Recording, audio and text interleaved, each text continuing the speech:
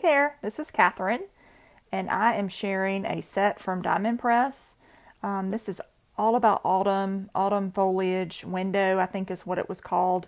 This is an older set, but where I am and live, it is hot, hot, hot, and I am dreaming of fall. So I decided I'd spend some time with this beautiful set. So you received 2 large stamp sets in it, as well as all these fun window dies that you can make shaker cards, or you can cut them into paper, which is fun. And so I'm going to start my first card with a slimline. I have trimmed down a piece of orange cardstock to a little bit smaller than 3.5 by 8.5. That's the standard size right now of a slimline card. And so I have trimmed mine down just a little bit smaller than that. So I will have a good border around these squares. When I tried it on just a regular slimline card base, you have your card base and then the layer on top, it wasn't quite enough border. So I added a little bit more that way to make it fit. And so I've run it through my machine. You can see it cuts out beautifully out of this cardstock. And they're really delicate too, these little windows. And they're so beautiful. I love the pumpkin and the way that it cuts out the inside, that front. It's just so cute. So I'm going to take a moment here and I'm going to finish popping out any other little tiny pieces. There are a couple of little bits here and there, making sure that I've got them all out. And it seems like they multiply sometimes when you're doing this because you think, oh, I got it. And then there are 2 or 3 others. They always seem to pop up. I'm choosing my stamp here. I'm going to end up choosing a friendly hello. There are several that fit on here, but I think the friendly hello fit the best. So I'm going to stamp that in the same color ink, this Marigold that is in my collection, and I will link to that in the description. So I'm going to use my stamp positioner that I use all the time. I have a couple of these. I love them so much. I used to not use them as much, but I think the older I've gotten, the less patience I have for messing up and having to do it 5 times because I didn't stamp it right the first time. So this just makes it pretty foolproof for me. And if you've watched any of my videos, you know that I'm always using my stamp positioner. Okay, now I'm going to glue this all down. Again, you can see it's very delicate. So the fine tip glue or adhesive sheets before you die cut is going to be the way to go because it would be very hard to get that adhesive. A Xyron machine would work too, but I don't have one that is wide enough to accommodate this die cut. So I'm going to use my trusty, reliable fine tip glue. And I've just added this onto a white panel that I trimmed a little bit smaller than the orange card. And then I will add all of this onto a light green card base to hopefully hearken fall. I would love for fall to come quickly. Like I say, it's very warm where I live. And about this time of year, about right toward the end of the heat waves that we go through, I'm always looking forward to fall, and I'm starting to make cards that are for fall. It's just something I always tend to do because I'm just so over the heat. I'm going to cut a few of these leaves. You get 4 leaf dies of different sizes and shapes in this set. Just so beautiful. And you can look at the detail. And that's on the first pass. They just cut through gorgeously. And I just love them. They're so much fun. I love a good leaf die. So I'm going to take a second and glue these down. I'm going to put that green one at the bottom, kind of nestled next to that pumpkin. I got to go back and glue down a little bit of the little stems. And then I think I'm going to cut a few more because it just seems a little off at that top. And so I've got this bright orange cardstock that pairs well with the kind of burnt orange cardstock that I used for my base. And so that will finish that part up. And I'm thinking I might add another one, but I really don't want to cover up that cute pumpkin. But I've got a fair amount of white space right there. So I'm just going to pull a few sequins. I have a large bag of these kind of goldish, fallish themed sequins. You can see it's quite a large bag. I have no idea where it came from.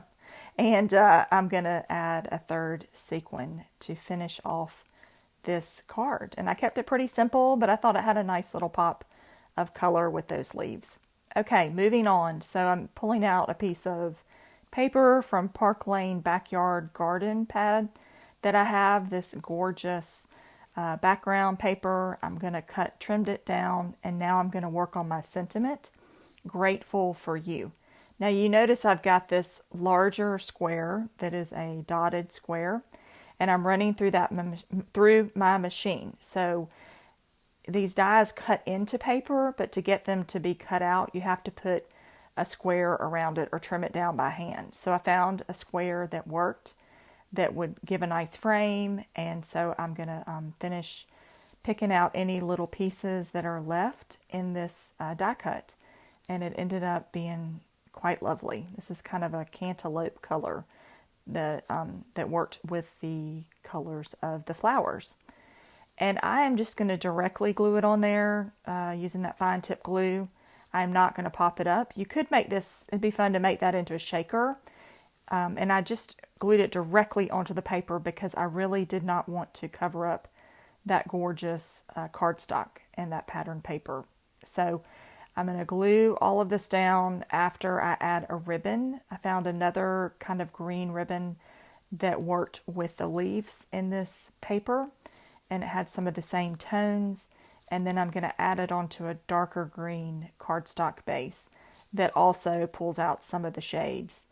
And I didn't want to use black. I thought about using black for the card base, but I really wanted to just keep it with green to work with those flowers and the colors.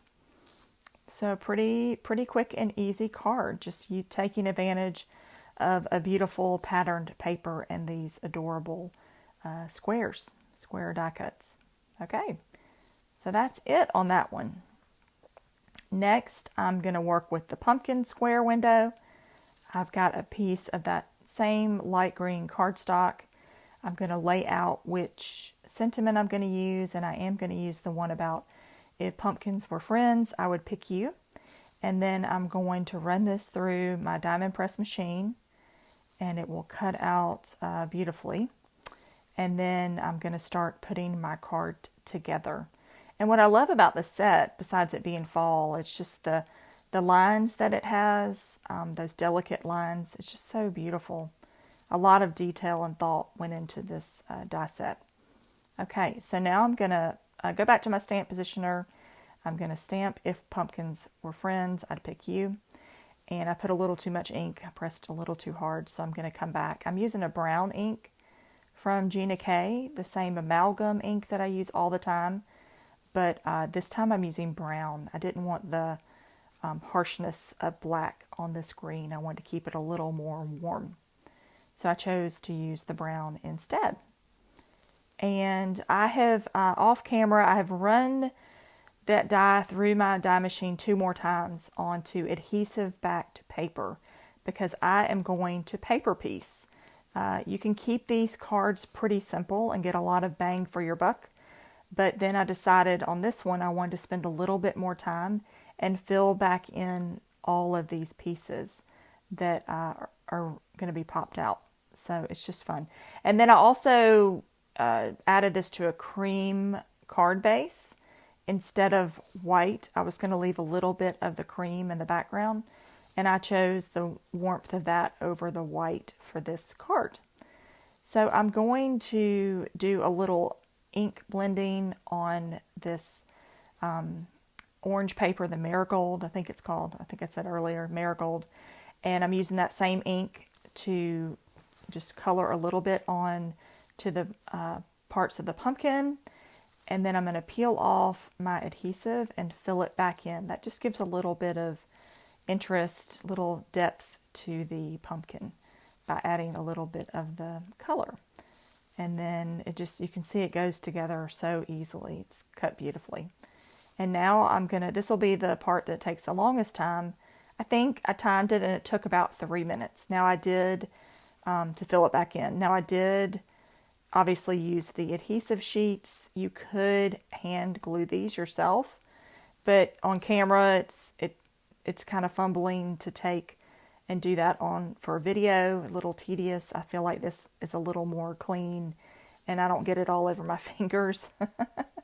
Then I have to stop and clean them. So anyway, I chose to use the adhesive sheets for this, but it really doesn't take that long to do them, and the payoff is, in my opinion, worth it.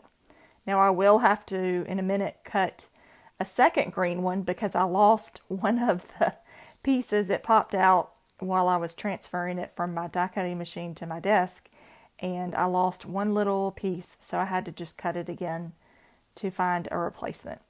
But you can see this is going pretty quick, and I love the contrast of those two greens, and it just adds so much.